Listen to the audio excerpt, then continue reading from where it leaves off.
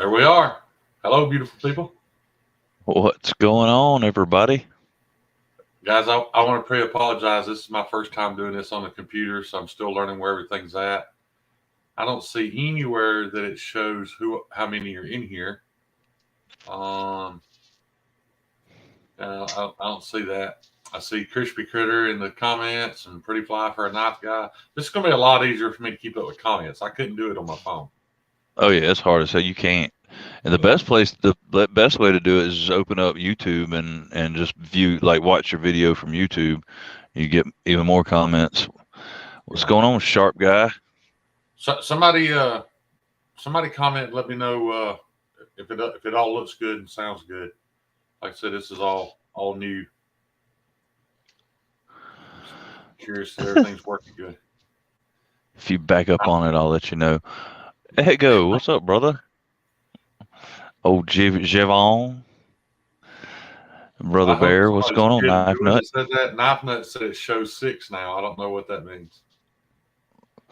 I don't know, but it shows Oh, 6 now. Hell yeah. good deal. All right, guys. I wanted to, before we get deep into conversation, I do want to go over the knives that I've got for sale, and I want to cover something. I put up my video today on the Mordax, and before you guys accuse me of being lefty, and uh, I did only own that knife an hour. There's a reason for that. That thing is perfect. I firmly believe it's the knife of the year. I don't care if it is a remake of an old design. But I stumbled across something after that I'm chasing. And to be honest, I was kind of irresponsible. I bought the knife when I really didn't need to. I should have sold some knives ahead of time. So yeah, the Mordax is already gone. I mean, it's here, but it's already bought. But so that's why I'm doing this knife sale tonight. I'm trying to do things a little more responsibly because many of you know I'm on a fixed income. So I'm going to real quick. I won't get into details yet as far as price and all that, but I'm going to show the 3 knives that I am going to be selling tonight. And one is the Benchmade full size Adamas in crew wear. This knife has never cut anything more than a couple of sheets of paper. I did refine the factory edge. I did.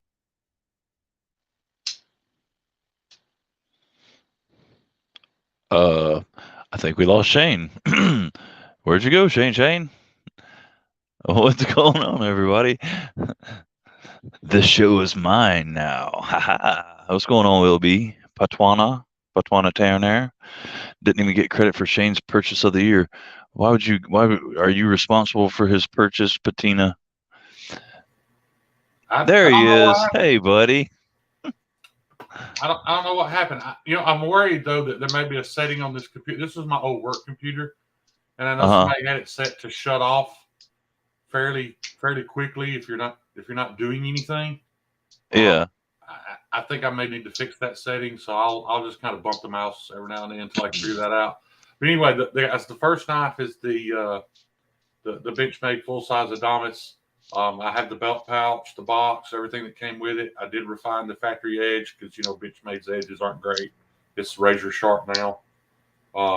Second knife being, because I own multiples of this, is the DLT Trading exclusive Spyderco Manix 2 and 20 CV. Guys, this 20 CV is incredible, man. I did lay this back to 15 degrees. This is a slicing machine. And the third knife that I will be selling, I think maybe the most popular, is going to be my M4 Spyderco Shaman with the sharp dress scales, Dibs. micarta, and it also Dibs. has a black micarta CME on it. Dibs. This knife does. I won't see if it'll show. You see that shiny spot right there by the bug? I'll be completely upfront and honest. I cut the tip off of a tube of super glue. And as I was passing through, some of the glue oozed up and got right there. I haven't attempted to remove it other than with my fingernail because I don't want to hurt the coating. So no, it's not brand new. None of the Adamas is the closest to brand new because it's never even been in pocket. Well, I'm sorry, it has been in pocket, but it's never been used. So we'll go over. I'll cover the prices and stuff like that. Um, if you're interested in any of the three, just hit me up on Instagram, and I take PayPal and Cash App. So I'll just go ahead and do the prices. The Adamas is $220 shipped. The Shaman, um, that is It's literally sold. $300 in this knife. It's $250 shipped, It's sold.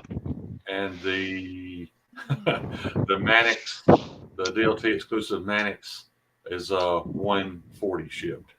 So there we go. So John's saying the Shaman is sold. So I hope he's serious. It's sold. Okay. Yeah. You just take that off the chopping block there, and Sorry guys, I guess the Shaman's gone. But John has handled it. Actually, John put the scales on that Shaman. yeah, I love that Shaman. That's a good knife. It's got some good action too. You got it broke in good. Which Yeah. you bought? Did you buy it secondary or did you buy it It's actually new? an interesting story. It'd be fun to tell. Um, I, I hope this doesn't make me look bad, but I didn't buy that knife at all. I did some trading and traded my way up and ended up in that Shaman for free. Oh, word. But I bought the scales. I bought Right. So I can't say that I don't have anything in it, but yeah, I worked my way up to a. You remember the whole nightmare story behind the Microtech DOC? Yeah. The Oh, work yeah, issue and all that. That knife was so cursed that I didn't want to keep it, and a guy offered me a trade. Remember, I told you I only gave $200 for that DOC. Right. Came along with all those nightmares and everything that went wrong with it. Would you like to tell that story at some point live? Because that's a good story, dude. But anyway, the guy really wanted the DOC, and he said, "I'll trade you a Shaman for it." And I really wanted a Shaman at the time, and I was like, "Man, I can't trade even." But I was thinking $50, And he was like, "I'll give you the Shaman in $200." And I was like, "That's exactly what I've got in the knife." So technically, Right. I'll walk away from this with a free Shaman. So I did the trade.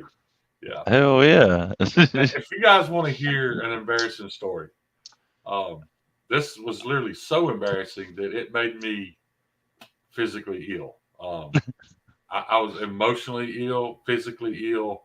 I was throwing up. I've never felt as horrible in my life, but as many of us do, when I first got into knives, I had all these grails that I just knew I'd never be able to afford them. I'd never be able to purchase them.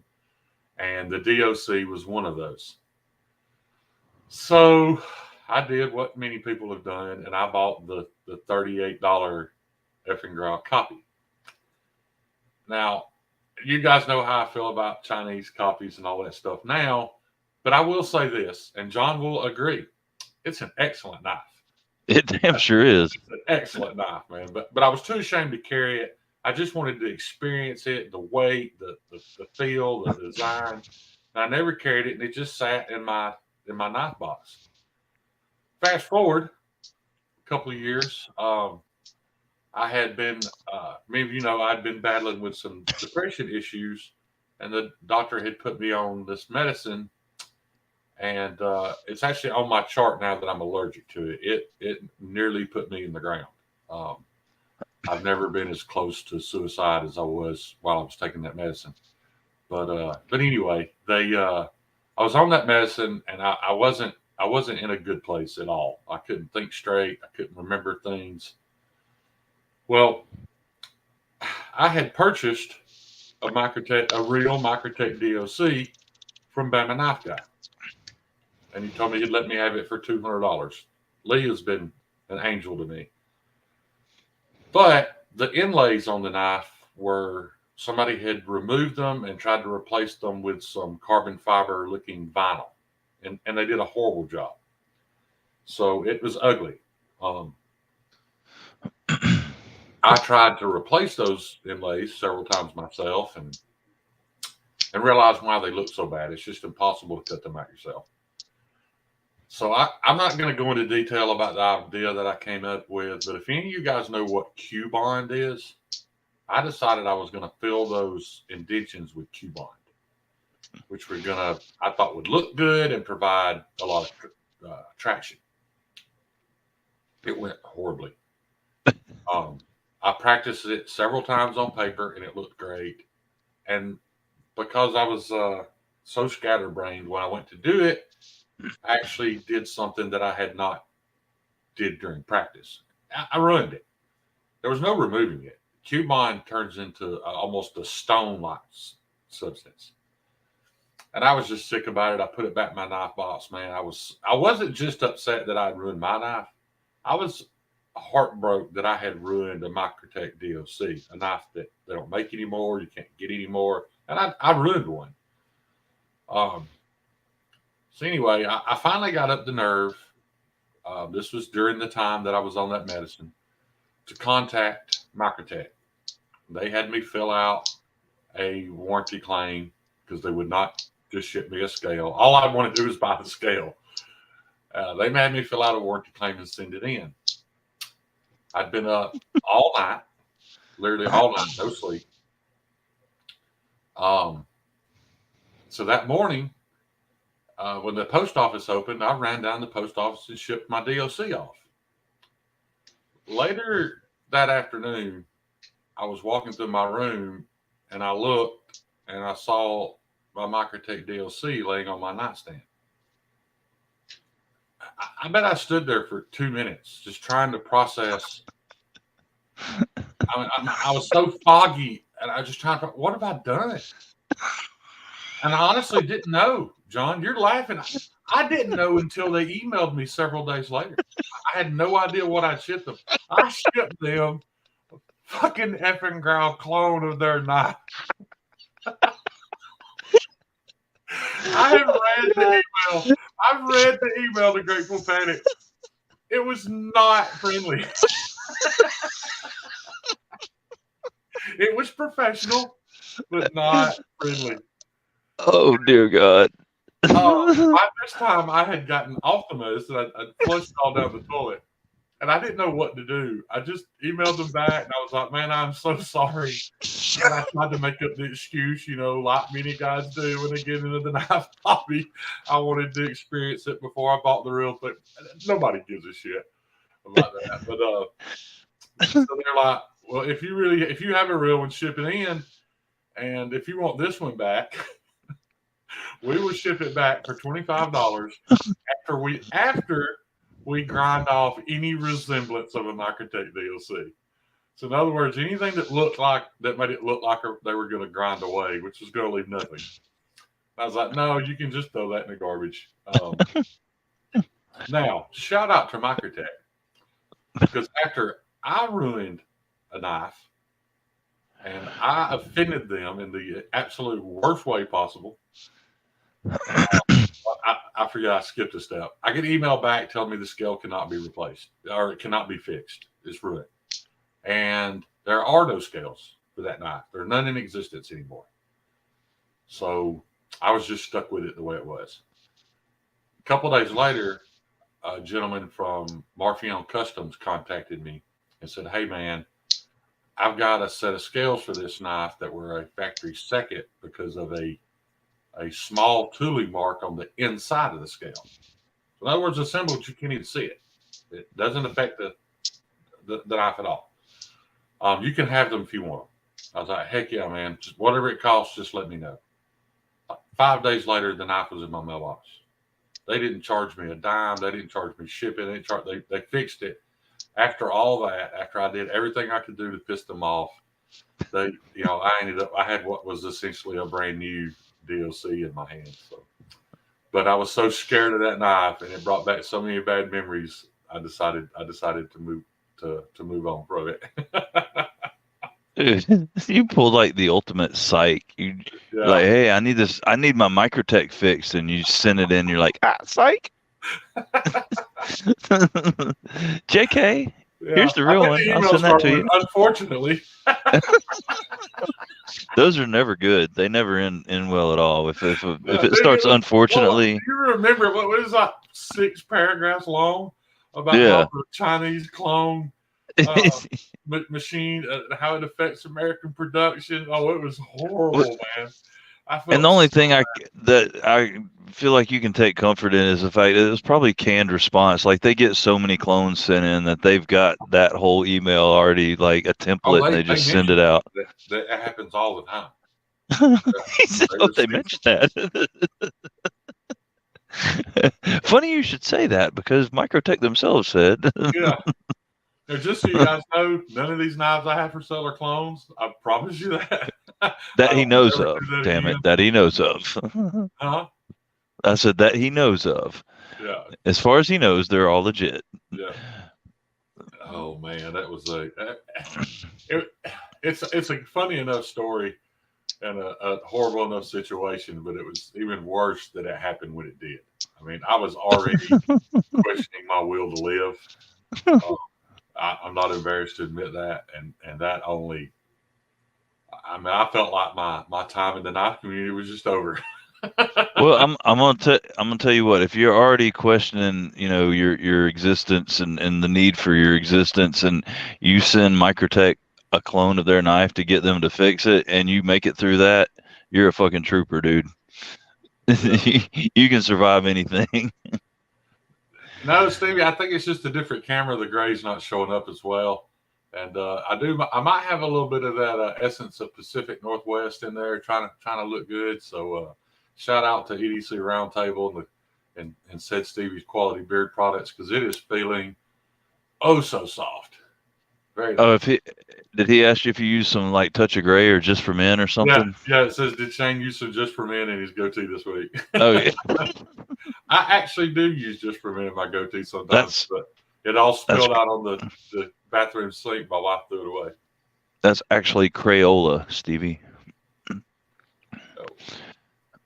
Burnt sienna. Yeah.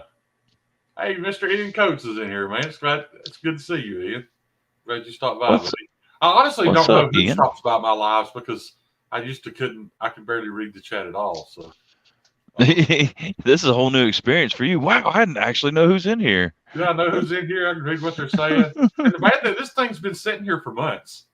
I just I don't know. I just couldn't get off my butt and set up StreamYard on it, and I just I don't know. I got used to the lazy way of using my phone, and then I realized how limiting. I'm still discovering that there are lots of applications and things that I do on my phone that kind of suck. Um, they're way better if you're using a laptop. Yeah, it's pretty amazing. I just wish everybody could see the how gorgeous your room is reflected in your damn TV screen. Yeah, I got up and John thought that was a reflection of my I was bedroom. like, this some bitch lives in a damn ski chalet at a high-end resort somewhere. What the hell, dude? No, that's just on the it's paused on the screen. Yeah, I never had I never turned that TV off, and I wasn't sure what to put on there. I didn't know how copyright stuff goes with something running in the background. If it was up to me, I'd have Mattis Factions with his face in the sun on there. I'm pretty sure. Hell yeah. Maddie wouldn't copyright strike me. Even though I don't recall, is Maddie ever in here? Why is it Maddie in my life? He don't like you. He said it was what he said that one time. Why the fuck he's too good to come and hang out in my live stream? Yeah, he's become quite the prima donna. He broke 1,000, man. He's changed. He broke 1,000. He became the freaking sun god Ra, and yeah, he ain't got time for us. Forgot where he came from. Yeah, he did. I heard he's even started wearing matching slippers now. He don't even have to wear like mismatched slippers when he goes out to use his knives in his compound. That sounds about right. Somebody was joking earlier that in my lives I never wear pants, and they are correct. I do not wear pants when I do live streams. And I actually started to talk to you earlier, John, because Jeff from A to Z EDC said that. Oh, you talking about the guy whose vehicle battery you killed yesterday? Is that you talking about that guy? I mean, That's just what I heard. No, I never touched it.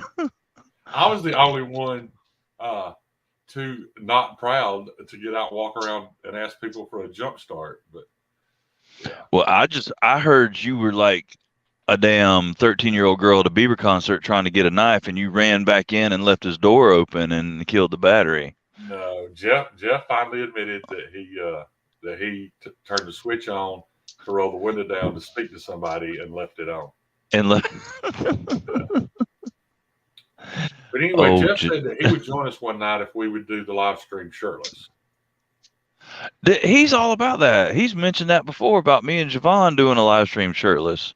I don't know what his hang up is with dudes with no shirts on, but I mean, I'd be more than happy to oblige him if everybody else is down. I mean, I bet you it's a year before Jeff invites me on another car ride. You think so? Yeah, I can tell he's not used to somebody talking quite that much. Well, no, yeah, no, he probably isn't. He probably isn't. What's up, Todd Carr? Brother Demon. Johnny Queso's in here. What's happening? CPM's here. Oh, CPM. Yeah. That's a good dude right there. Some bitch. Well, I cuss too much. He's got a badass collection. I know that. Yes, he does. So, hey, we're amongst greatness. Johnny Casada, the world famous musician's in here. Hell yeah. How's gigs, Johnny? Yeah, can't beat that. Good. Todd Carr. Well, I've got foreign viewers from all. Where is Todd from? Todd's from Canada. Which one is it that's always in here that's from Australia? Or is it Josh Worth? Josh Worth, probably. Yeah. There's Josh Worth, and then Mike. I don't know how to pronounce his last name. YEH. Yeah. He's from Australia. Yeah. Diver Dan's from Singapore. Yeah, we're always amongst greatness when we're in here, dude. Everybody, all these people in the chat are greatness. Yeah. Good folks. Yeah. I heard every word you said, Patina. I just didn't bother to stop talking while you were saying them. Wait, what? I have a touch screen. If I touch hey, look at there! What I figured out. Oh shit! What'd you just learn? I learned how to post up a comment. This computer's touchscreen, so shit! It's a lot like using my phone. Yeah, all I gotta do is touch it. Oh hell yeah! I like that a lot. Yeah, they upgraded computers at work, and there was absolutely nothing wrong with the computers we had. It was just the software that we ran. It's used nationwide. Almost a lot of car dealers use it, and it's just slow. Yeah. The computers. There's Mr. Nick. Ask the Test Kids is here. How you doing, buddy? I called Stevie yesterday to tell him about my lunch experience. Because of the dead battery, we didn't get to go eat. So oh crap! Yeah, I hadn't eaten in like 36 hours. And so on the way home, I stopped at a little place called Moe's Original Barbecue in Gunnersville. Oh yeah. The barbecue meat was. I mean, it was to me with pulled pork. It's either done right or it's not. Right. And it was done right, so it was good, and the sauce was just average. But what made the sandwich memorable was that they grilled the buns, the inside. Oh shit! So when you bit into it, you had this warm soft bread, and then there was this light buttery crunch, and then the barbecue. It made a very average, very plain barbecue sandwich into something above average. So next time you eat a pulled pork sandwich, try buttering and grilling the bun. Well, I'll tell you, I learned because I'm a sandwich aficionado. To me, sandwich is the perfect food because I mean it's a meal, like handheld meal right there. Stevie, you already knew damn well how crispy my buns are. But I learned many years ago that a light buttery crisp crispiness on a bun can totally transform a sandwich. Like it's amazing. What's odd though, John, is I don't enjoy it on a hamburger. Really? No, I don't know why. It doesn't ruin it for me. Because if I'm not mistaken, you California bastards can back me up on this. I'm pretty sure. I swear to God, In-N-Out toasts the inside of their buns like a little quick, buttery grill on the flat top or something. An In-N-Out fact for you. I don't know if many people know. Do you know what it is that's different about In-N-Out? Why their burgers taste different than everybody else's? They put mustard on the patty before they grill it. Huh. Yeah. They smear mustard on the patty and then cook the mustard onto the patty. That goes along with, did you know that the Chick-fil-A, like fried chicken breast filet, the what gives it its flavors, they marinate it in pickle juice? I didn't know that.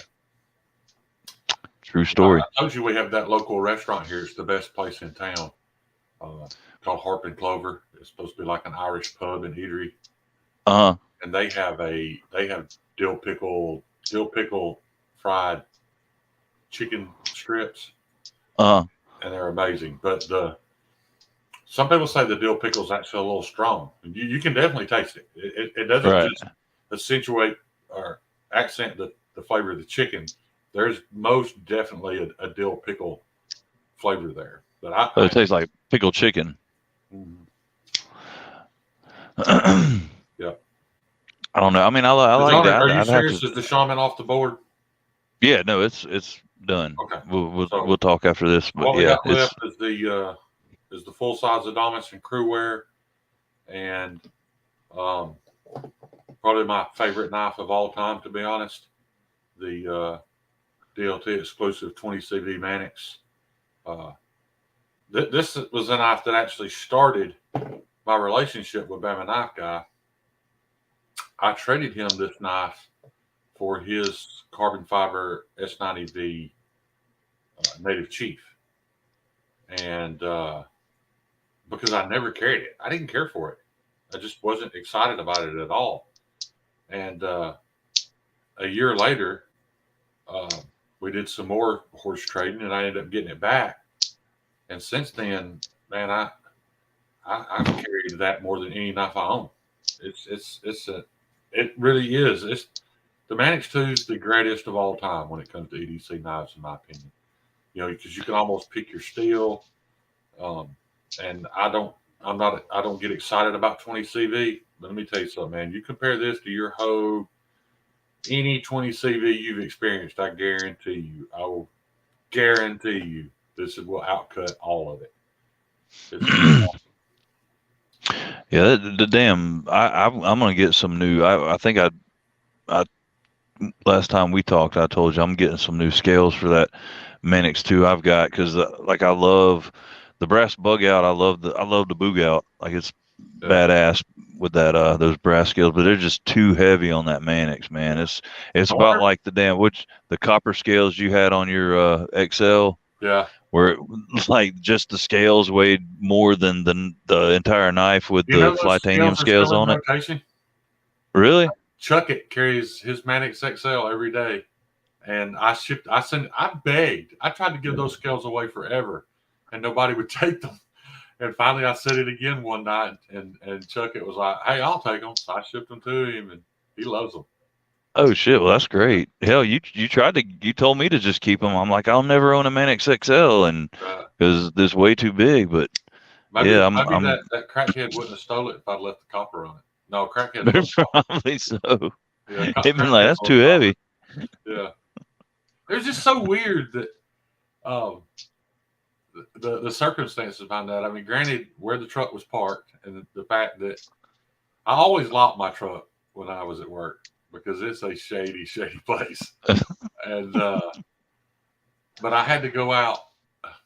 Somebody had threatened some violence, and typically we aren't supposed to carry firearms, but I'd made a decision that the job wasn't worth losing my life over, so I went out to my truck and I got my pistol just in case. I didn't need it. Everything turned out fine, but because I was kind of in a hurry and had that on my mind, I forgot to relock the truck. That may have been what saved us from getting shot up. Maybe the guy just tossed my truck instead of coming in and shooting us. But anyway, so I left it in a strip club parking lot unlocked. But what was so funny about it was my AR case was proudly laying in the back seat. He opened it, took 6 fully loaded magazines out, and like one was in the front floorboard, the rest of them were in the back seat, back floorboard. I mean, at that time, that's probably $50 a piece. It's $300 for magazines and ammo, and plus there was another box of ammo in that case. Didn't take any of it. Opened my console where I had stuffed a 1,000-foot roll of paracord that I had mistakenly let kind of become unraveled. So I just stuffed it all in my console. So he dug through all that and took the QSP Penguin, the Pelican, and threw it in the passenger seat and stole the Spyderco. So apparently they knew a little bit about knives, but your rifle, your AR was in there, right? No, the AR wasn't in the case. Okay. I was about to say that was the main thing I was concerned about. Okay. When your gun gets stolen, I mean, yeah, it sucks that you lost money, but you worry more about where it's going to end up, what's going to be used. What crimes it's going to be involved in. Yeah. But luckily I had taken the gun out to clean it because I had just had a little range day, so it wasn't in there. So yeah, and there was $75 worth of gift cards in the front seat too. I just got for my birthday, a 50 and a 25. Didn't take any of that. Just took the. Well, they didn't want to be greedy, man. They just like, hey, I need a Spyderco. CPM saying, "Oh my God, Shane, you got held up in the ATL. Do you remember that?" Yeah. Oh damn! That was funny. I was just shocked at how many people were like, because even my boss was like, why did you just shoot him? I'm like, I ain't shooting some 125-pound black kid from the ghetto over $67 worth of food. But it was funny to me because I didn't understand the situation yet. Because like I said, he walked in and he held the place up, and all he said was, "I'm taking all y'all's effing food." The orders were sitting on the counter. He was watching from the parking lot, and he waited till they piled all the orders up. When the lady went to ring them up, he came in and stole all of our food. Well, I just thought it was really odd. I had awareness. I had my hand on my pistol in case my life was in danger, but it never was. He just took the food and left. And I kept thinking, why didn't he rob the register? Well, it's because he was smart. This is during COVID. And the lady said that they were doing it every day because they knew the police wouldn't show up. They're not going to come show up over somebody stealing $60 worth of food. And she said, even if they do, they just write them a ticket. Right. Arrest them. So, he didn't ask for any money because he knew he wasn't going to get in trouble. He didn't want no money. He was just hungry. I tell you exactly what happened. That little hottie driving the car, she'd been bitching at him for the past hour. Your sorry ass ain't got no job. Can't buy me no lunch.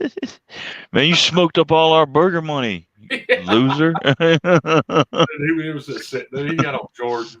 He had on a Chicago Bulls hoodie. Had some grill. Probably didn't weigh $1.25. Well, I mean, when you ain't got to pay for your food, you can afford the finer things in life, man. Yeah, he got. Can't remember the exact number of hot wings. I think it was about 30 hot wings, 2 Philly cheesesteak sandwiches, and 4 orders of French fries. That's what he walked out of there with. Damn. That poor little Indian lady was just squalling. So, she told she to remake our food. I paid for my food again. I felt bad for her. She wasn't going to make us pay, but that's the first thing I did when all of it happened, right there. You're not going to believe this. exactly what I said. As soon as I got back in the car, I was like, man, I got to tell Stevie about this. What restaurant were you at? I don't even remember. It was a little mom and pop's wing place. They didn't Oh, have tables okay. to sit down. Oh, so I just realized Super Still Steve's in here. So he didn't hear that Chinese clone story, did he? I don't think so. I don't know. I didn't even know he was in here. What's up, Steve-O? I've been wanting to tell him that story for months, and I can't remember if I've told it to him yet or not. About the Microtech story? Yeah. Oh, 'cause damn. as soon as I called Bama Knife Guy and told him what happened, he's like, dude, you have to call Steve and tell him what you did. Which I almost felt like telling Steve that story is almost like, having to go to your pastor and tell him you got caught Yeah. masturbating. I mean, I can just imagine him being like, well, I mean, karma's a bitch, dude. Yeah, Like, that's what you get. Sorry, that's what you get, you clone buying bitch. Hey, and if you guys don't know what I mean, he's in here. I ain't trying to make a commercial out of this, but guys, Super Still Steve is making some fucking off the chain kitchen knives. I think I just read he just became a member of the Georgia Knife Makers Guild. Oh shit, yeah. Making kitchen knives with geometry that cut before he even puts the edge on them. You know for a fact they're going to have an over the top heat treat. They're going to perform. So yeah, and I actually messaged him about it today because I got a buddy looking for kitchen knives. He said they're only a few bucks more than a Wusthof, so that you can get a custom made top of the line kitchen knife, which, just face it, is the knife that you use more than any other knife you own. From Super Still Steve, just hit him up on Instagram. I think he said it's about a 2-week wait right now. So yeah, and I don't know if any of you guys watched all the testing that he went through to settle on a heat treat, but he was posting videos of blades that were shattered into pieces coming out of the oven. He pushed it. He pushed them to their limits till he figured out how he wanted it. Kind of like Justin's water glass did when fucking Steve tossed that knife to him. That's that shit shattered too. Now it's the other way around. It was Steve's water glass that Justin threw. Oh yeah, yeah. That's right. We were all sitting there in the fanciest restaurant in the Galleria, and Steve mentioned to Justin that he wanted to check out his ASK, his American Service Knife from Medford. So Justin tossed it to him, and dude, it hit just the lip of Justin's glass. It just shattered it. And what was so funny was management didn't say anything. The drink they brought us after that was in a plastic cup. Damn sure was. They're like, oh, these motherfuckers are getting solo cups from now on. Yeah. We know what they're up to. Yeah. I was sitting right beside Jason Brown when that happened, wasn't I? Yep. You were sitting to, well, his right, my left. Yep. I got a bunch of pictures. It was you, Dan Brock was there. Yeah. Dan was to my right. Jason to my left. Dan Brock's a cool son of a gun, man. He was awesome, dude. He was like a damn suave Al Pacino or something, man. He was the shit. And Justin was at the end. Like him and Steve were on either end of the table. Yeah. Javon was next to me. I think Jeff was next to him, maybe. Dan Brock was to my right. Then Lee Jason had to be sitting there too. Lee was to your right. It was like you, then Lee, then Steve, then Jeff, Javon, me, Dan Brock, Justin, and then the two Jasons were like catty corner to me. I remember laughing when they brought Jason's food out. Jason Brown suffered from gout, so he can't eat red meat. So he ordered this chicken dinner. It was baked chicken and some little baby potatoes. It literally looked like half a pigeon. It was about this much chicken and like 4 little round potatoes about that. And I was paying for his meal, and I was like, I paid $28 for that. But it was garnished well. They had it was beautifully garnished and plated, and the presentation was gorgeous. Yeah. I even offered to buy him dessert because I knew he was hungry when he got there. He offered to take him to McDonald's after that, man. Yeah. He was such a hey dude, you want a Big Mac for dessert? Yeah. Yeah, he was such a good guy, man. And Dan Brock, I'll never forget this story, man. A lot of guys know I have some health problems anyway. I'm only a couple of years out of a open heart surgery, but I had came down with started out as a UTI. I've heard people talk about having UTIs, but when the majority of people I knew that have had them, like they would be talking about it at work. Yeah, I got a little UTI, man. I don't feel so great. So I didn't think there was all that big a deal.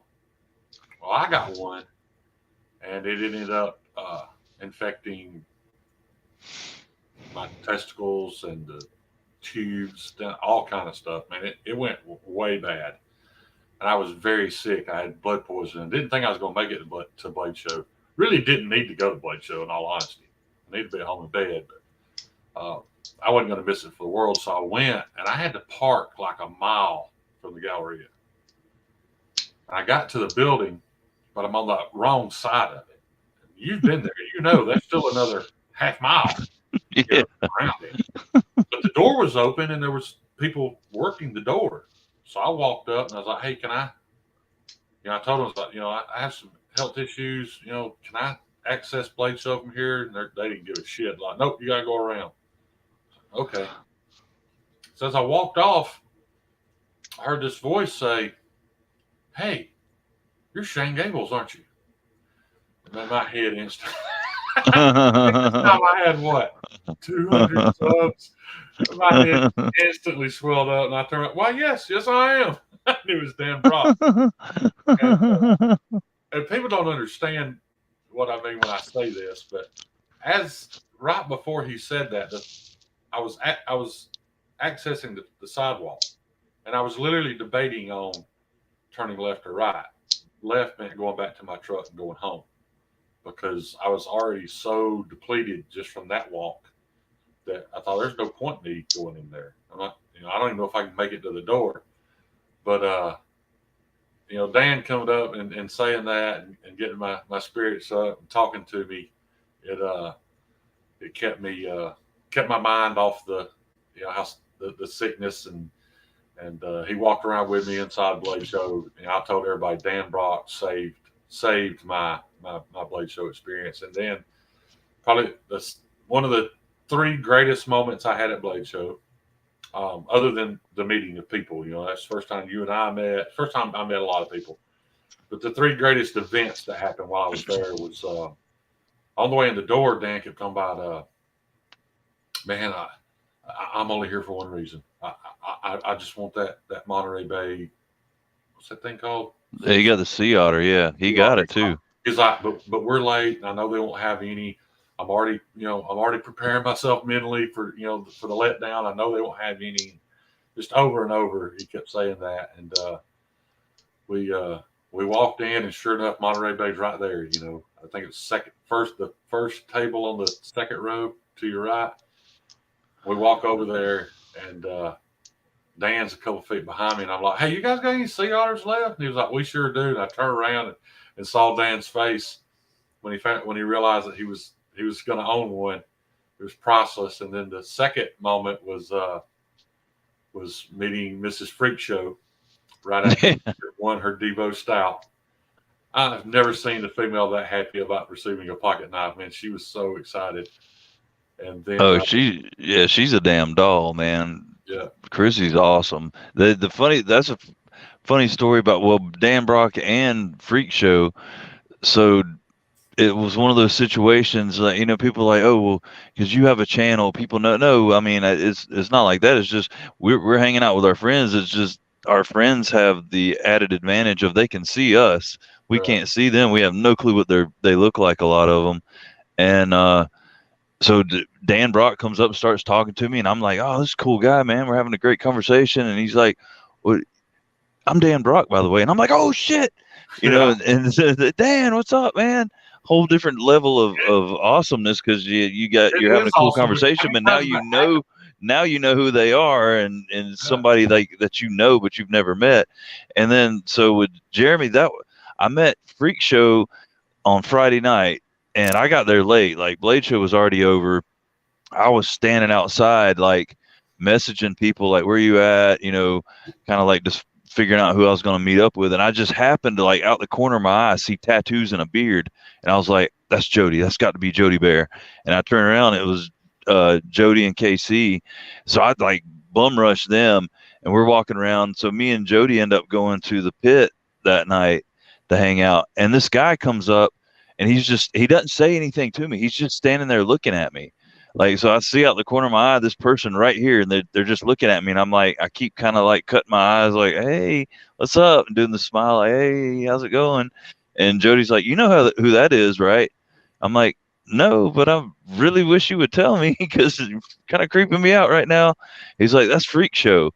And so Jeremy's fucking with me the whole time. Like, he's doing that on purpose to try, because he knew I didn't know really what he looked like. Yeah. Dude, when Jody told me that, somehow I went from facing this way to like immediately in his arms, like, "Ah!" And he's like holding me like a little kid.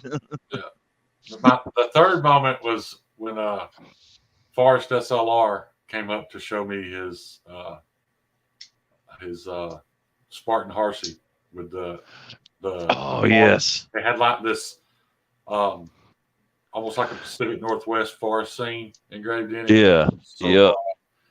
Dude, yeah. and he was like a little kid at Christmas that just got hit like exactly what he asked for Christmas, dude. He comes up, he's like, "Dude, check out what I got." Yeah, dude. He handed it to me. I was like, "Dude, that's you. That's your knife right there." Yeah. Yeah, and I remember I was walking around, I kept thinking, where it said Stevie, and in my mind, I had pictured it as like a game of The Sims, and I was looking for the character with the little weed symbol over his head. Or the mushroom hung and floating around. Yeah, and I saw that hat, man, and I was like, "There's my boy right there, man." Walked up, gave him a hug.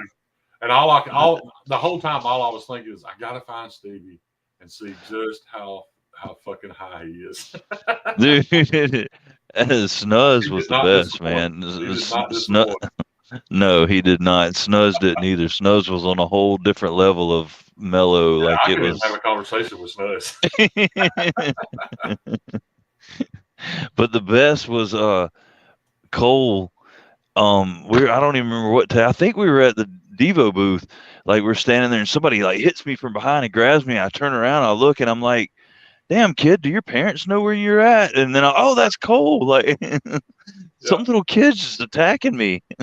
Just that comment that Stevie put up, we joke about it all the time, but it seemed like right about the time that I turned 50, I started developing something that I remember my papa and my mama having, and that was the walking boots.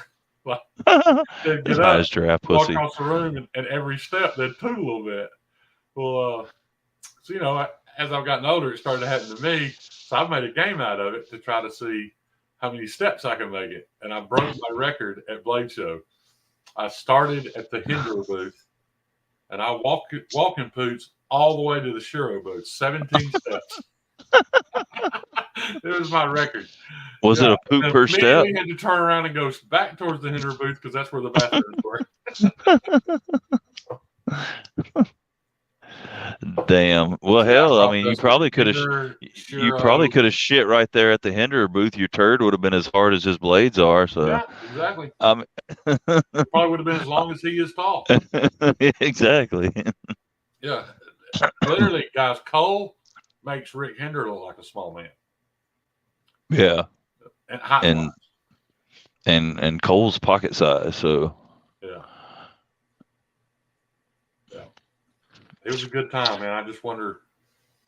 I don't know how we'll ever top it. I don't think there'll ever be the excitement of meeting so many people. No, because I mean, I'd been before, and it was. I loved it, but like, you know who I was excited to meet the first year? Was Lefty and Kyle from DTOM. And see, I didn't go that year. Dogged over there, man. I was so excited to get to meet Lefty and Kyle. And what a disappointment, huh? No, I was shocked at how short Kyle is. Yeah, that blew my mind. I would have guessed Kyle was 6'5", 370. He just was like, yeah, damn. He probably still is 370. No, I'm just kidding. Damn, Big Show size or whatever. Yeah. But he's like several inches shorter than Kevin. Then the first year I went, I only met like a small handful of people. I met David Blade Banner, Jimmy Slash. If anybody's subscribed to Jimmy Slash and goes to his live streams, Doc Eric Holiday, which he was a hometown boy at that time because I was living in South Carolina. But I met him and his brother, but Jimmy Slash, dude, he's cool as hell, man. Heart of gold, just awesome dude. But he's a short little guy. He was way shorter than I'd imagined. I met him the first year too, and I was scared for him. I thought that he was literally. I was in there in shorts and a t-shirt. It was not hot in that building, and he was drenched. Yeah, I've never seen anybody sweat like that. Now, I sweat a lot, but I'm telling you, that man. Have you seen the new commercial with Dolph Lundgren trying to save the guy's life, and the sweat's just pouring off his fingers like a faucet? That's what it reminds me of. Jimmy Slash is a sweater, son. Oh yeah. Yeah. Oh yeah. He is a nice guy. And another highlight was, I had to do a lot of setting. And it was really some of my greatest moments at Blade Show were when I would have to sit down, because I had a chance to watch. You gonna to clarify, Shane, for all you non-Southerners, Shane saying he had to do a lot of sitting. But anyway, because you said setting, I had to do some setting. Yeah. But so I got to, when I was sitting down, I could watch people walk by because, you're all moving around. There may be a guy 30 feet behind you that you never actually see. Right. But so I got to meet a lot of people that way. And that night I was sitting at the right at in the little main lobby. There's some really nice furniture out there. I'm sitting there, and this guy walked past me, and from behind I knew it was DeMarco. And I came back. I got to talk to him for about 15 minutes that night. And the next night he hung out with us in the pit in the bar. So we were sitting on a little sofa and just in our own little world, man. We got to talk for like an hour and a half. And, I know everybody thinks I'm a fanboy, and maybe I am, but if you ever meet Bob and get to know him, man, that is one of the genuine, kindest human beings you'll ever meet, man.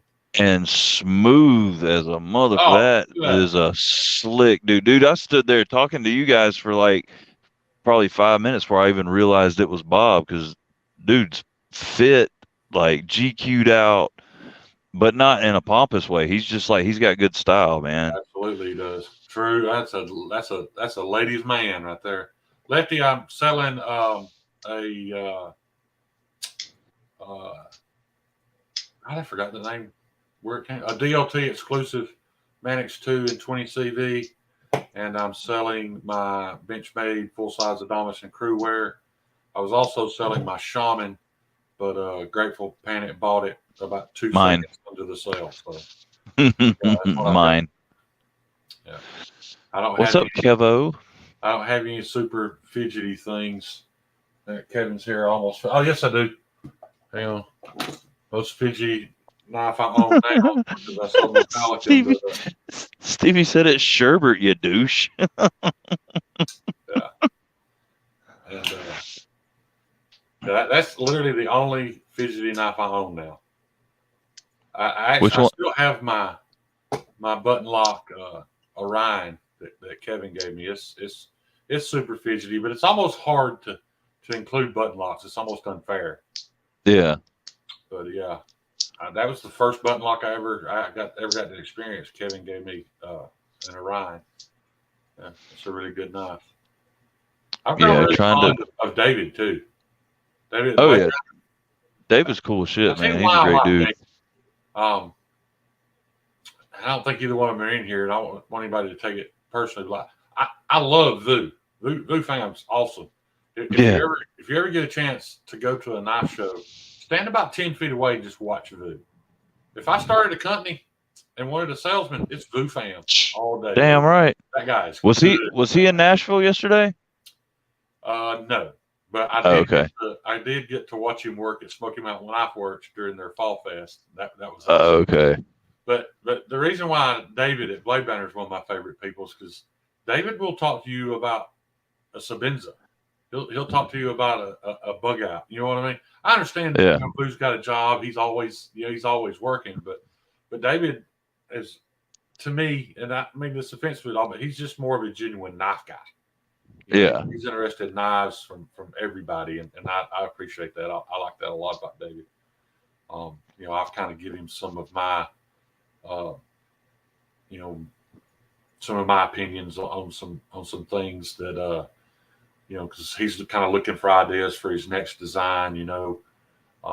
I don't want to talk about any stuff we talked about in case he decides to run with it, but he's always looking for what the community wants, and that's what I was telling Lefty earlier, I didn't mean that offensively either, but like I told you, I said, Kevin, your knives are just knives.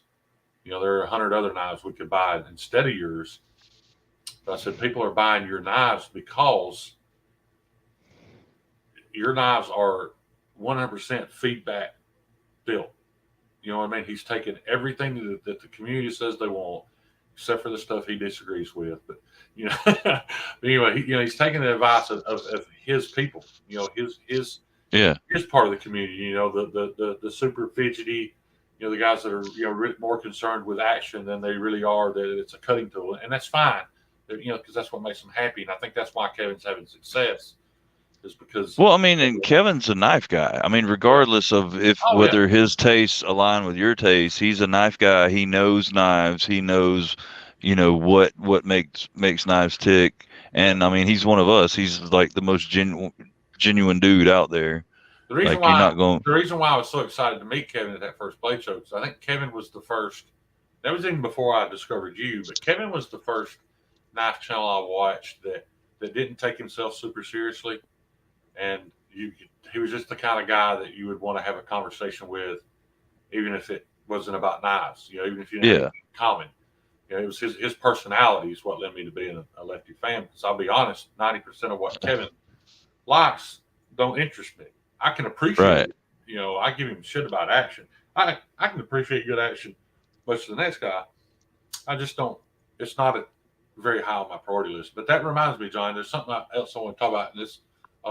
Also, 100% Kevin at Lefty EDC's idea, because we were discussing that about customer feedback. Kevin and I have had a fun little argument today about the Mordax, and he had mentioned last night that there's no way it's 14,000 behind the edge, because his wasn't, and I believe if he says it wasn't. But so I got up bright and early this morning and went over to my buddy Dale's house. I've known him since kindergarten. He's a top-notch machinist. Has been his whole life. He's got this $2,000 pair of calipers. He calibrated them, checked the behind the edge, and it was 13.983 something. I don't remember. But so immediately I had to start a conversation. You guys will learn. I will never have an argument with Kevin until I've already discovered 100% the facts. I'm not going to have an argument with that guy unless I know I can win. But it brought up a very good point. When you're watching knife channels measure behind the edge thickness, what you have to remember is your cheaper calipers. Those calipers are made to measure a flat surface. Well, knives aren't flat. They're ground at a bevel on both sides. Calipers are made to measure this, and we're measuring this. The reason I say that is because the part of the caliper that don't move, inside the little C, you got that little stud that sticks up. And then the point doesn't move. The little stud runs in and out. Well, the problem with that is when you're trying to measure behind the edge, it's going to be the inner edge of that circular stud that contacts the knife. So it's actually going to contact it about 1/16 of an inch behind the actual where you're actually wanting to measure. So it's a completely inaccurate measurement. But these he has have interchangeable pieces.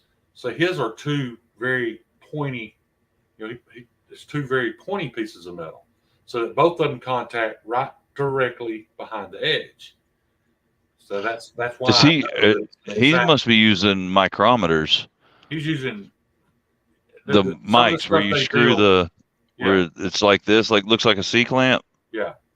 Yeah, the micrometers with the. He has to have. Expensive stuff. His.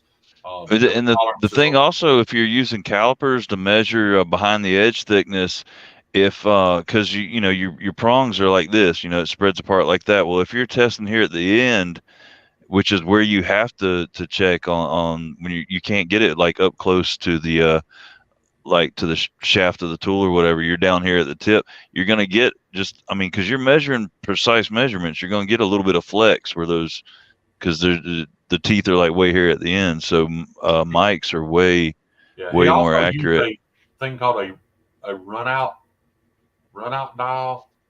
Yeah.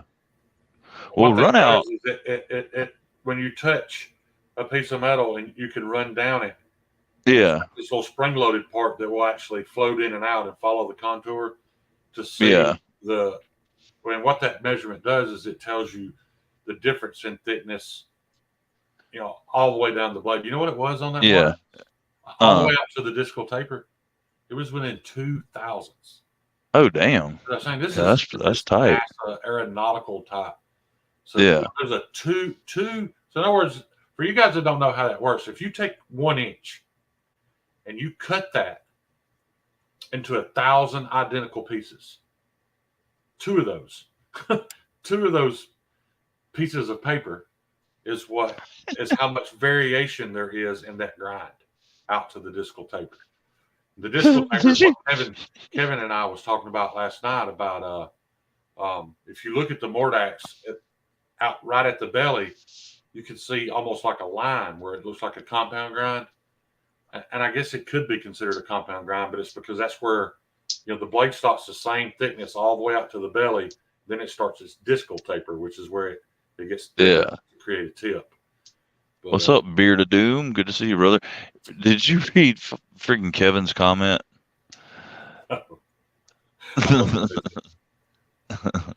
What did he say? He said something about he believes the calipers, but he said Shane doesn't even have a neighbor. And what was the other one? Nobody's a machinist at birth. Lies. Trust me, that guy. Yes, they are. Machinists are born. If you meet several machinists, you'll realize they're all the exact same person. I mean, well, not all. I'm a machinist, but yeah. Most well, of them I met that former the ones machinist. that are stuck with it and it's their passion. Man, they just have a. I'm not saying it's an odd personality, but it's a. No, it is personality. It is. Yeah. It's different. Yeah. Yeah, I shouldn't. I probably should have announced that publicly. But yeah, when I pick my arguments for Kevin, I dig very deep to get all the facts before. I don't even do that when I give my own opinion about something. I could be wrong, but not when I argue with Kevin.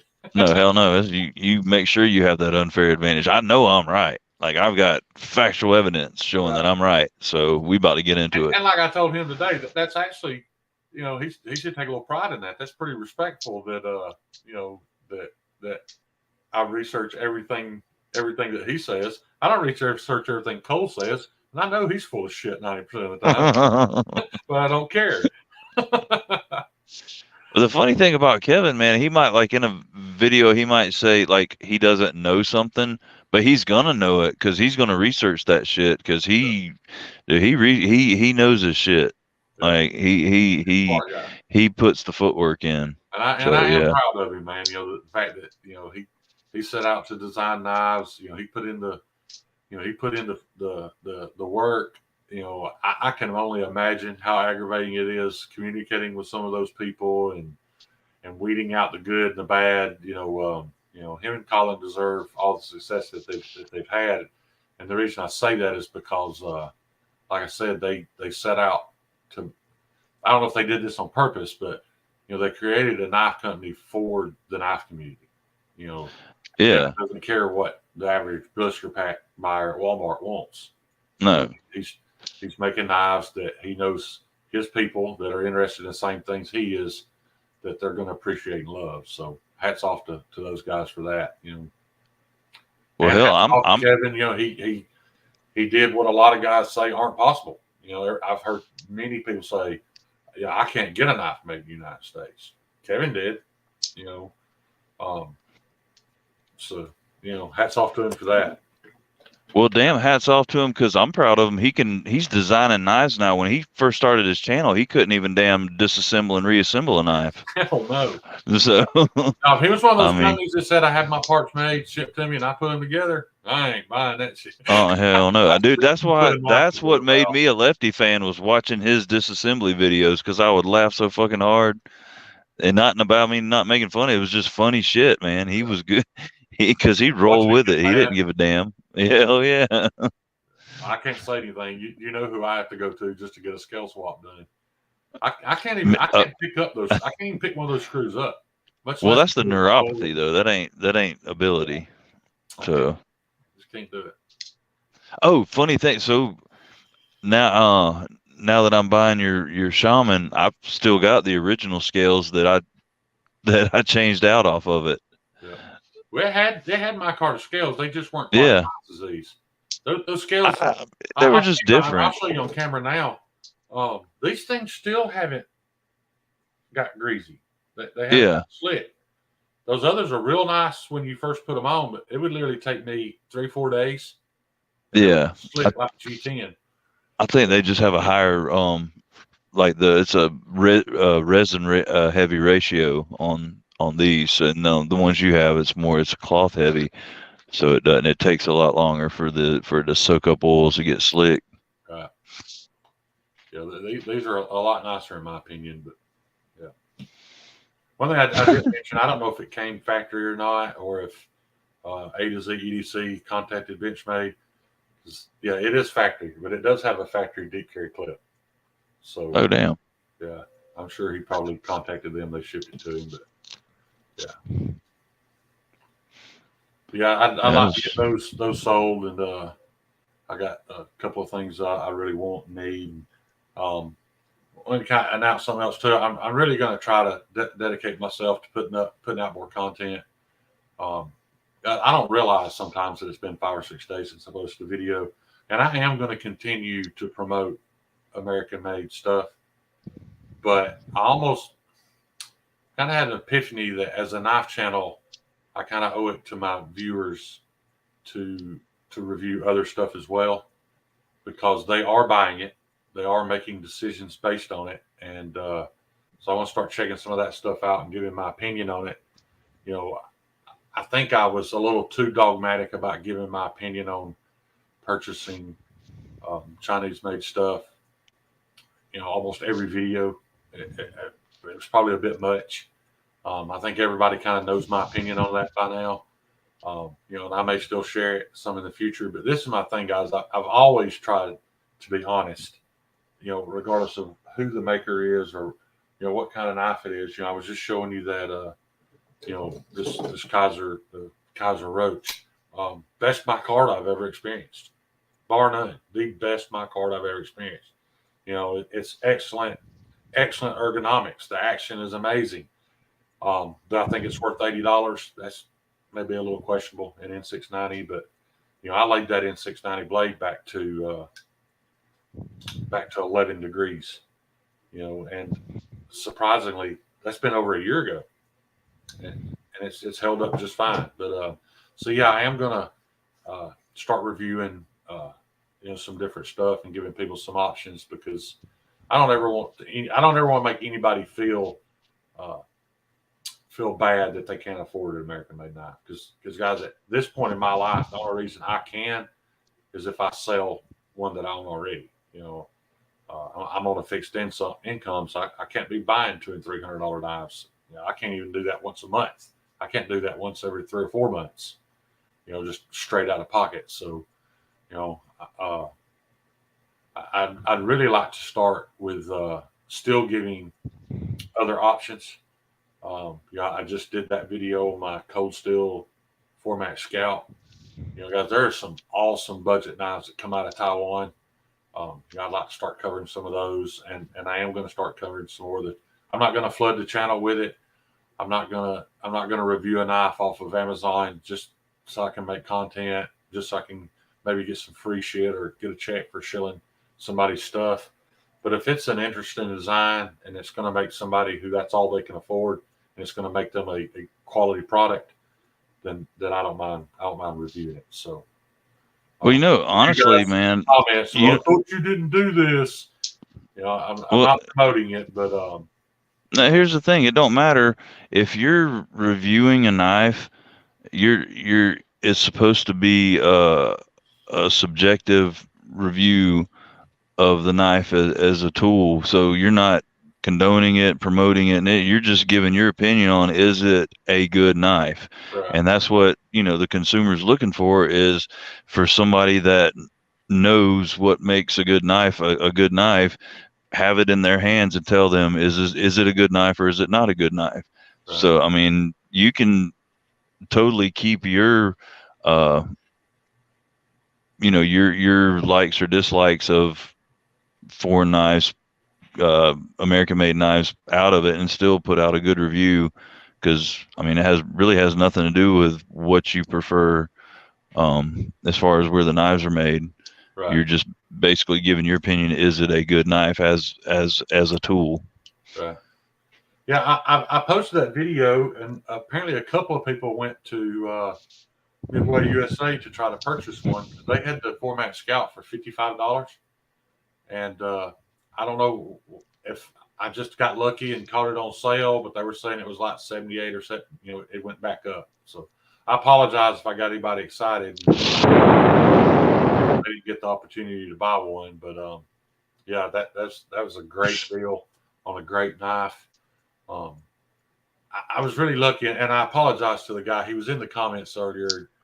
I don't remember his name right off the top of my head, but I met him in Marine X's live. I don't know if any of you guys watch Marine X. I like Yeah. Marine X. He's a little entertaining.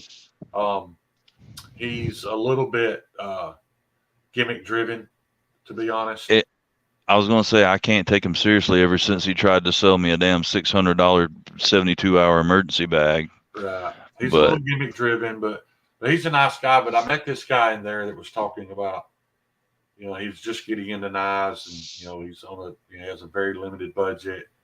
And I mentioned in the chat, I was like, man, I'd be happy to have a conversation with you and kind of point you in the right direction, you know. And so we got in the Discord private chat, and I was like, you know, first thing I need to know is, you know, what do you want to spend?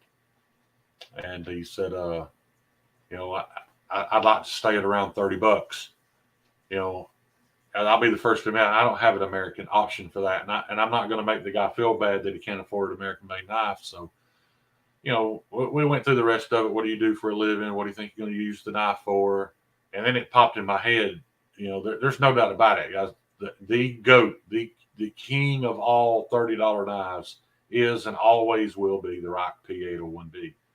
You know, so that's the direction I sent him in. That's an excellent pocket knife with a really good steel. I thought it was a little heavier than what it said. It says it's 4.1 ounces. I thought that knife would be a little bit heavier with stainless steel liners, but I don't know if Grateful Panic's playing with himself or scratching his ass or where he went, but I'm sure he'll be back in a moment.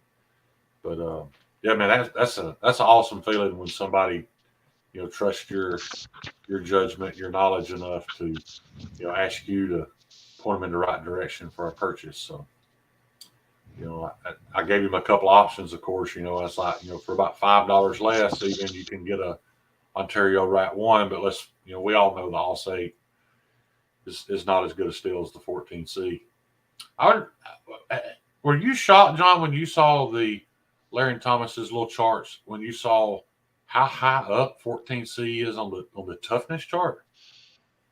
no, not really, because I'd been a fan of it for a while. Like back in the when Kershaw, like, because they developed the 13C and 14C that was a Kershaw deal, trying to get, you know, a more premium steel to put on their knives or whatever. So I'd been using it because I was at one point a pretty decent Kershaw fan. Yeah. But I've always known it was better than what people give it credit for. I had no idea how high it was on that chart, dude. It's like, I mean, it's near the top.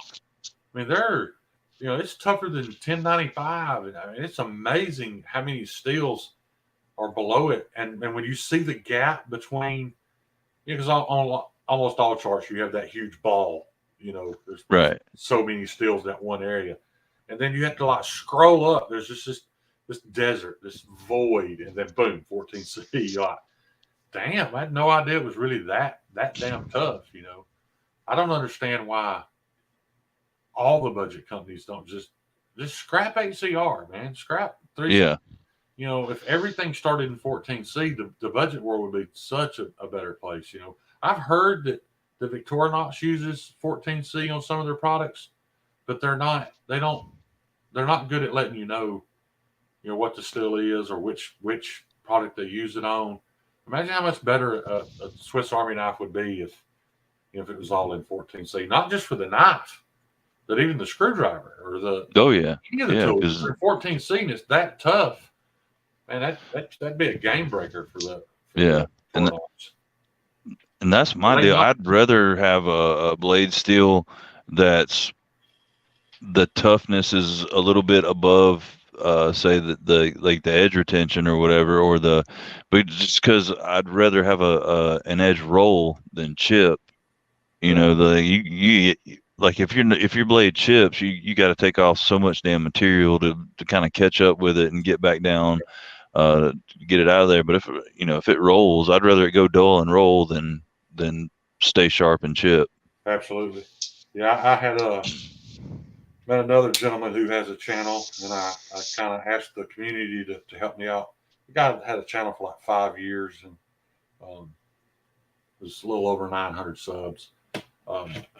And John may even watch this, and I don't care if you hear it because he knows John's very monotone.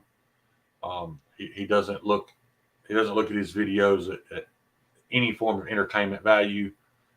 He's just very informative. But he reviews a lot of multi-tools, Swiss Army knives, flashlights, ham radios. He's a big ham radio guy. And no, he's not old. But he hadn't got into pocket knives. Just all he's ever had was a Swiss Army knife. And he said, he knows that the knife part of that it's there. You can use it, but it's not ideal. So he was kind of getting interested in knives. So and the guy works in upstate New York. He's not a park ranger, I don't think, but he maintenances trails. He goes out on like search and rescue missions. They do controlled burns. Works for the parks department. But so I was kind of rattling through my head, what knife does this guy need? And the knife that I sent him really only had one drawback for his job, but he's got a fix for it. So I sent him my Code 4. I wanted him to have a positive experience, with a pocket knife, knowing that he doesn't just want a clip sticking out of his pocket. He doesn't want to just be able to say he's going to use it. I promise you. He uses his tools more than most of us ever will on a daily basis. So, and the only downside of the Code 4 for a guy in that type of job is the slickness. So, he don't care at all about looks. So he's going to put I believe he's decided to put some skateboard tape, on one side of it to create a little grip. But if you guys are interested in any of that, it's all lowercase. It's all one word. Let me see if I can figure out how to. I've never done this, but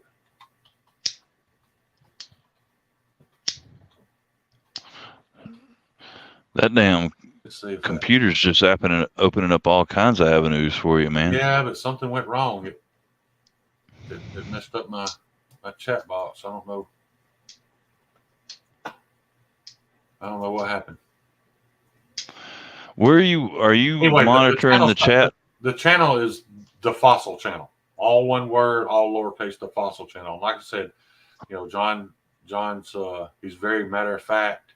But if you're interested in everything from Leatherman work tools or Leatherman multi-tools to Swiss Army knives or lights, dude, he covers all kinds of stuff, pouches, and he doesn't cover them from a gimmicky, being able to brag to your buddies on YouTube about what you got. He approaches everything from this is what I've got, this is what I use it for, this is how it works. So he's a very interesting guy. Maybe I found it. Hang on. Yeah, I completely lost my chat. There it is. It's back. Yeah.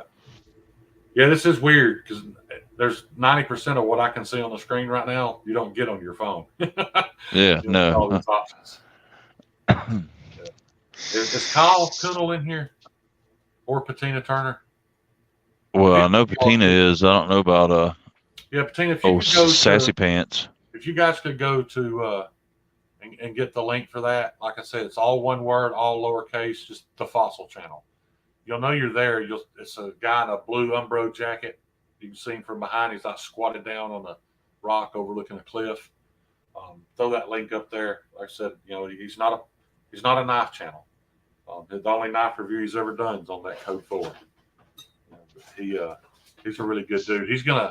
We're gonna have a little video chat tomorrow because he's a younger guy. And he's gonna kind of walk me through how to use what I have. You know what I mean? How to start downloading my videos to the computer so I can make an intro and put text on it and things like that. So. He's gonna hook you up with some YouTube advice. Yeah. That's what's up. Heck yeah. Pass it along to me, homie. Yeah. There we go. Patina threw the link up right there, man. If you guys would do me a favor and give that, like I said, he's a hard-working guy. He's a blue-collar American dude. He's super nice. He's super helpful. You can message him about anything he's into. He's more than willing to talk about it. I think our first phone call was about 4 hours. So. Yeah, he's a good dude.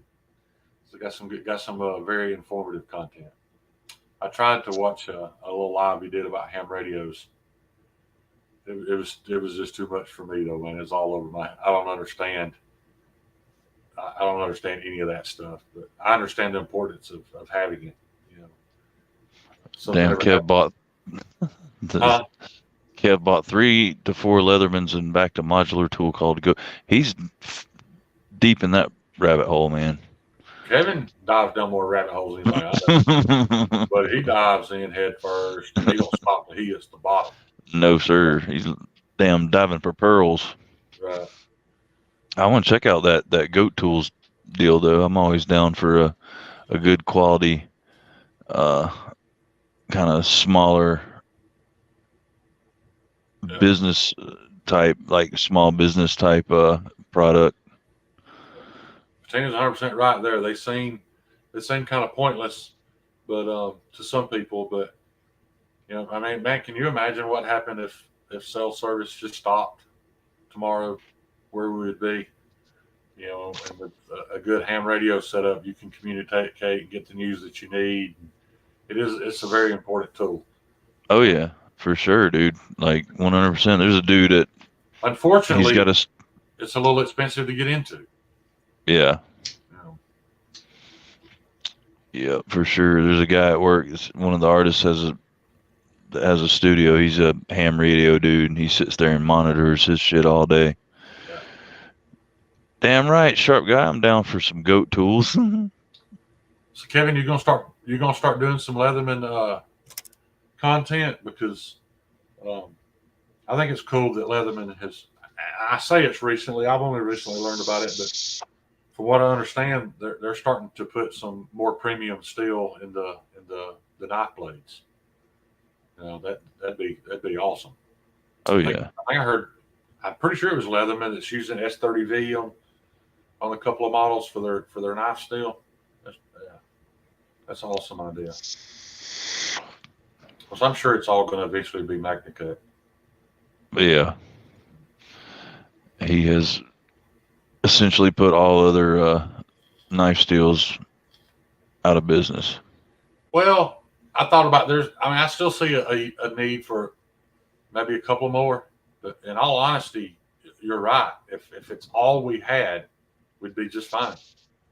There's just. Well, I mean, if all we had was 154 CM, we'd be just fine. But you're right. Yeah, I mean, technically you're right. But I mean, if we had, I was talking about S90V is still better edge retention than even premium heat treated MagnaCut. So I guess it has an edge there, but then it loses points, and I mean it's still super corrosion resistant, but not as corrosion resistant as MagnaCut is. Not as tough as MagnaCut is. So we very well could see a day where it's not going to matter what brand you buy or any of that. If everything started being made out of MagnaCut, because even though people are charging a premium price for it, you have to remember MagnaCut's not expensive. Mm-mm. It was never supposed to be expensive. The supply and demand is going to change that, but and another great thing about it is it's a lot cheaper to tool. It doesn't wear out your bits. It doesn't wear out your belts as fast. That was one thing that I loved watching this whole MagnaCut journey was, Larian's focus on MagnaCut was to make a good steel that would save the knife makers money. And that's why I kept trying to tell people, guys, this wasn't for us. We are the end user, but the advantage was supposed to be to the maker. And I don't even think Larian predicted or realized how good the edge retention could be when heat treated right. So he got lucky on that one, huh? Yeah. A lot of people question, why isn't everybody just running it at 64? That's where the cost comes in. It does get way more expensive to heat treat it to that, just because of the oven temperatures you have to reach, and people don't think about the fact that whether they're using gas or electricity or whatever, it requires a lot more to heat treat it to 64, and it also requires a whole nother step. It has to be cryo dipped in liquid nitrogen. That's why a lot of people stop at 62, because to get above 62, you got to buy not just dry ice. I mean liquid nitrogen. So you're adding a lot more cost when you get above 62 HRC. Yeah. Well, I mean, just think about how much power your space heaters pull, and then think about the damn heat treat oven. Yeah. I had a really cool conversation about heat treats with Jason Knight at National Custom Knife Show. Jason Knight's he's a cool dude, man. He's not. He is a little bit of what you saw on Forged in Fire, but he's just very eccentric. Getting to hear his story about him and Will being in a fist fight. Will was a trained killer. The guy that hosted the show. Yeah. His character's a little gimmicky on there, but that dude, he's a badass. Yeah. I think within a week of working with him on the show, they get in the fight. In the middle of the fight, because they're filming a television show, they agreed not to punch one another in the face. They're just throwing body shots, and And I asked Jason, I was like, "Well, what would make you want to fight Will?" And he was like, "Well, he was the baddest dude in the room, and I couldn't have that." I mean, Jason Knight's an interesting man for sure. Yeah. But people don't know this either. But when the day he walked on the set for Forged in Fire, he showed up with a mohawk, and they made him shave it. Shit. Yeah, he's a very interesting guy, man. Well, I can't say I've never had a mohawk for several years, so. CPM, I'm not gonna argue with you on that because I don't know. Like I said, I hate getting in arguments that I don't have all the facts. But what is heat treated in Russia though? I mean, what products are available to us that were heat treated in Russia? Because I mean, even the most famous Russian knife out there, from what I understand, are the parts are made in China and assembled in Russia. So what is our what's our example? Give us an example of what they've heat treated that is excellent that we would know about. I did get to handle my first Shiro. I got to handle just Shiro, and there's a beauty in the simplicity of that thing. But well, it's just like a Sebenza. Yeah, but I don't think it's worth $1,000. No. And when you look at the shape, it's it's really just this knife 25% bigger. I never realized how much the American Blade Works resembled the Shiro. And I know that's kind of lame to talk about because when's the last time you saw an original knife design? But just that simple tapered blade shape, it does look a lot like a Shiro. But would I take a Shiro for 5 of these? That's the question. Is a Shiro worth 5 of these? Well, let's say 3 of Well, them if you bought the ones. If you bought the titanium one. I'm gonna be honest. Once a knife gets above $300, I'm like, where's the value? You know, like Rosie's, I don't see the value in them. Oh, see, Not even. it's a joke. Uh-huh.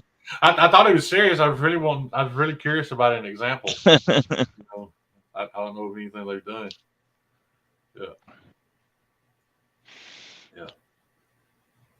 But yeah, like I mean, as far as I'm concerned, if I could never, if they stopped making knives ended with the F5.5. That's, I mean, So what would Grumpy do? he would just not own a knife because He'd have the troll enlarged. Yeah. But yeah, I love picking at Grumpy about that. But when you open that knife and you look at it, you automatically know your finger's not going to fit in there. Right, mine does. It's not a finger troll, and no. I can put the tip of my finger in it. Yeah.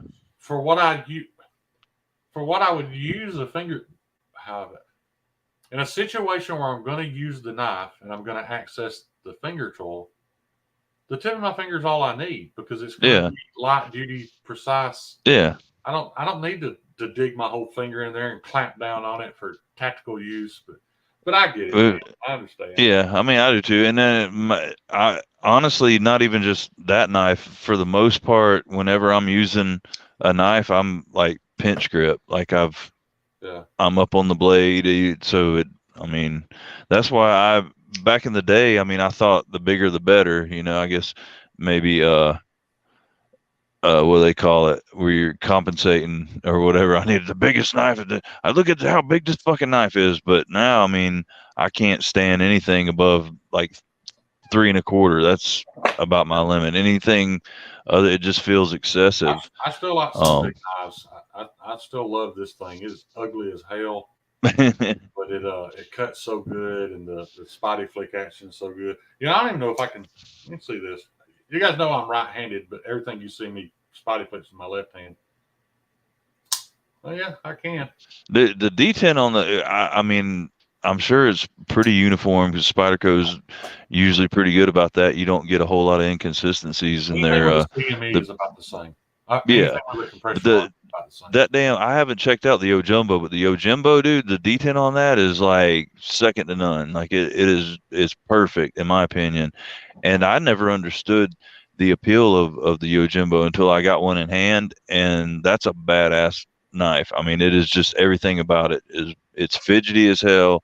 It's ergonomical as, like, I don't know, like unsurpassed ergonomics on that thing. Every now and then I can spotty flick my. Yeah, say I failed at my Contigo. Not that time you couldn't. No, I did the first time. I'm shocked. That Yojimbo is for a damn tactical self-defense knife. It's a badass utility knife. Yeah. I just think that when I look at the Yojimbo and that size, the design don't make sense to me. Yeah. When you go up to the Yojimbo and you're considering it a self-defense, fighting knife, whatever they want to call it, I can get past the ugly looks because it makes more sense in that size. I just don't get it in the Yojimbo size. But see, the Yojimbo size, don't look at it as a self-defense. Look at it as a utility blade, and it makes a whole lot of sense. I have thought several times, and I've looked at pictures, and I still haven't made up my mind. But it is amazing how much it changes this knife when they grind. Oh yeah, that hump off. And I've thought about doing it. I know it's going to kill the resale if I do. What? But I mean, I really like this knife. I don't think I'll get rid of it. But to me, I don't understand. I mean, I guess that's just purely for strength. But it looks so much better. With a more organic, just that organic sweep instead of having that. It does, but it looks more generic without that hump.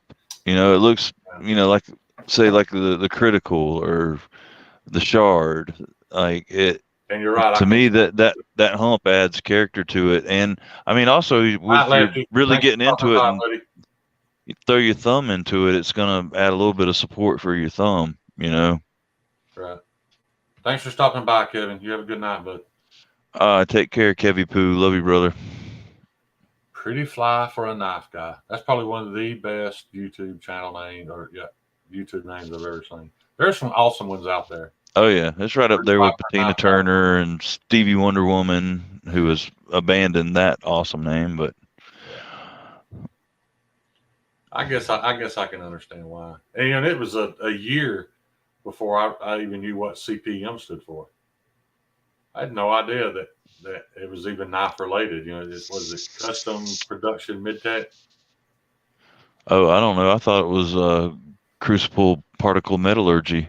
No, it's custom production mid tech. Oh, really? Yeah, that's Oh, what I thought he was. I thought he was based in like CPM, like the actual steel company. I thought it was a crucible Well, no, he part, may have but been that's joking, cool. but a few weeks ago, no, maybe it's on his Instagram, but I saw where he had it spelled out. That's the only reason I knew. Yeah, Well, that makes it even cooler then. yeah, So yeah. how you? I said, Test Kids, you're right there, man. Let me show you something about this. As much as I love this knife, I don't know whose hand they used to model it, but I don't know how to do this. You see the hump in the handle, and you see where it lands. I don't know whose hands they molded this after, but I haven't met a single person that little hump right there doesn't hit them dead in the middle of the finger. It's just not it's not as uncomfortable as you'd think it would be though. But and the liners don't do that either. The liners are straight. So I probably am going to take that out. I know a lot of people take this out, but well, yeah, and look, it hits me right dead in the middle of my pinky too. So yeah, a lot of people grind both those humps off. I may very well do that because I'm not in a position where I have to heavy use a knife for long amounts of time ever anymore. But man, I can imagine if I did, that would be miserable. Oh yeah. CPM, I didn't watch Wakanda Forever. I have a couple of friends that watched it, and those friends happened to be black, and even they were offended by how woke it was.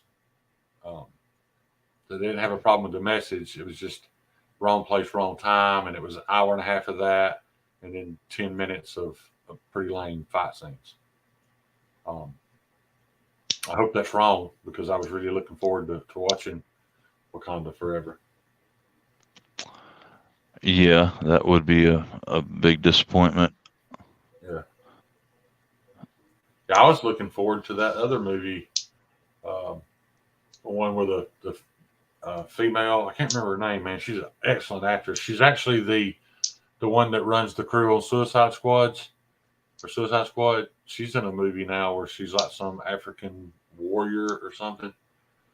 But I've heard negative reviews about it too. I was hoping it would be good because I wanted to watch it.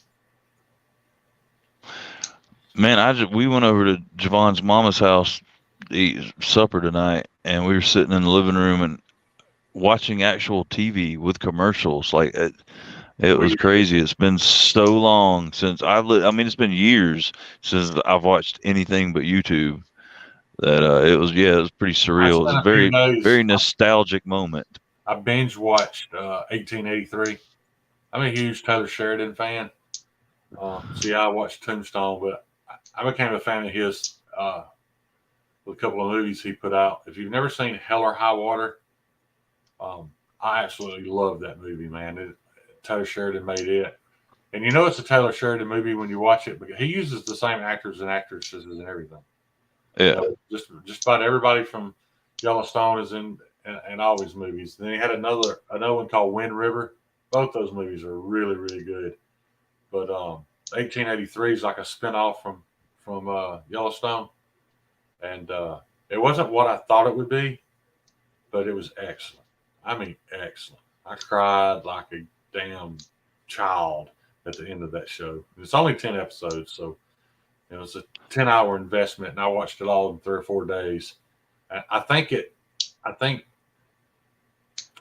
and the only reason I brought this up is because you was talking about commercials, and I think what made it so good the way I watched it was I didn't watch it when it was being released. I think if I had had those 1 week breaks between episodes, I think you get a little emotionally detached, and Oh yeah. forget things. But when you binge watch it, and you're along for the ride straight through, man, it's just a lot more powerful. But And my that's point was when there I were commercials. There were commercials in it, and I was like, I can't skip it. I have to sit here. I literally would pick my phone up and scroll through Instagram for 90 seconds every 20 minutes when the commercials came on. I just can't do it. I can't watch them. Yeah, that when I was watching TV, everything, like I watched all the good shows too, binge watched them, Sons of Anarchy, Black Sails, and I'm just gonna go ahead and say that you brought up Yellowstone. Longmire greater than Yellowstone, and I'll die on that damn hill. I That's a tried. damn good show. It is No bullshit. Longmire is no. Longmire is the shit. I enjoyed it okay, but I lost Longmire ruined Yellowstone. I couldn't even watch Yellowstone because I kept comparing it to Long. I'm like, this show sucks. I can't even watch it. It wasn't Taylor Sheridan too, was it? No, I don't think it was. It possibly, but I don't think it was. You know how Taylor Sheridan got the start, right? You remember he was the deputy in Sons of Anarchy. Yeah. He was a cop in Sons of Anarchy. And now he literally, dude, he runs television. There's nothing else good on. The only thing worth watching on television is whatever Taylor Sheridan's doing next. Yeah. He's got another miniseries, 1923, about to come out. It's 40 years later. All of it follows the Dutton family.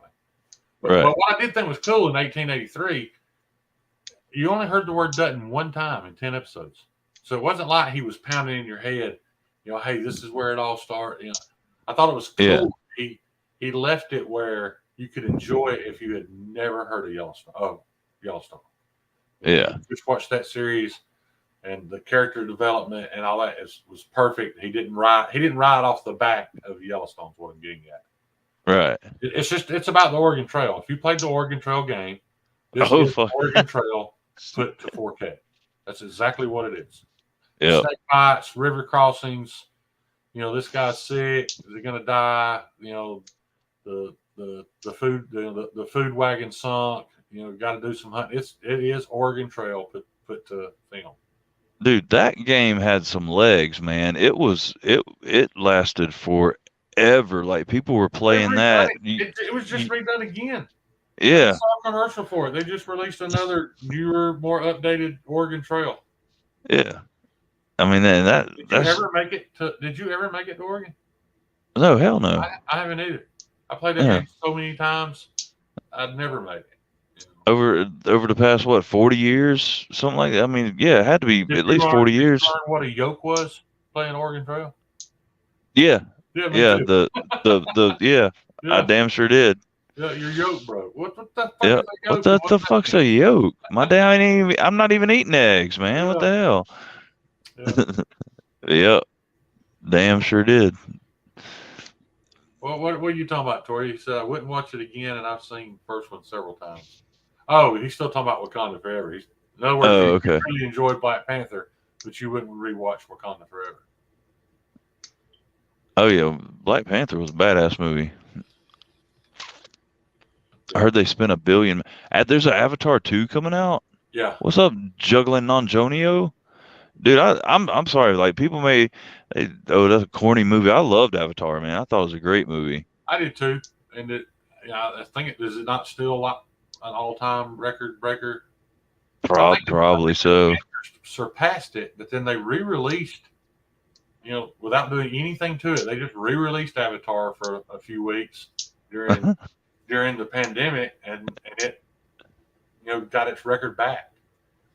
Well, I mean, they were like, hey, nobody's making movies. Everybody's fucking sick and dying. Here, check out this shit that did really well. You watch it again and see what you think. Our local theater was running like 80s classics for $2 a ticket. And this is not a a 2-bit theater. I mean, it's the top of the line, modern 16 screen. It's a nice place, and they were having to run like you could pay like $5 and go watch 16 Candles and Ferris Bueller's Day Off, and and another 80s movie, all for one ticket price. You could sit Dude, there. that would have been badass. Our movie theater. I mean, where I was living in South Carolina was a population like less than 6,000, so we had a 2 theater movie theater, and they basically shut down. Yeah. Well, they were doing like genres, so they would do like 80s teen flicks, the Brat Pack stuff, and then they would do, Yeah. like Lethal Weapon 1, 2, and 3 for $5 in the theater. They were so desperate, dude. Like you could rent the entire theater, and they had this whole list of awesome. It's all stuff you've already seen on TBS though by now. But Yeah, well, hell, I'd be sold because I'm a huge Brat Pack fan and all Lethal Weapon movies fan. And you're probably about to lose me because I'm at 1% and I'm not like I can't really plug my phone in right we this made it second an where it's hour at. 47. I know a lot of people got to get up and work in the morning. Hey, I do want to make a quick announcement before we go. I am going to change the time. I'm gonna back up to 9 o'clock because I understand it's a little late for East Coast. I was worried that would interfere with OCD, but like tonight he was done at 8. So we are going back up to 9 p.m. Same bat day, same bat channel. So from here on out, it'll probably be 9 p.m. guys. And it looks like we already lost John.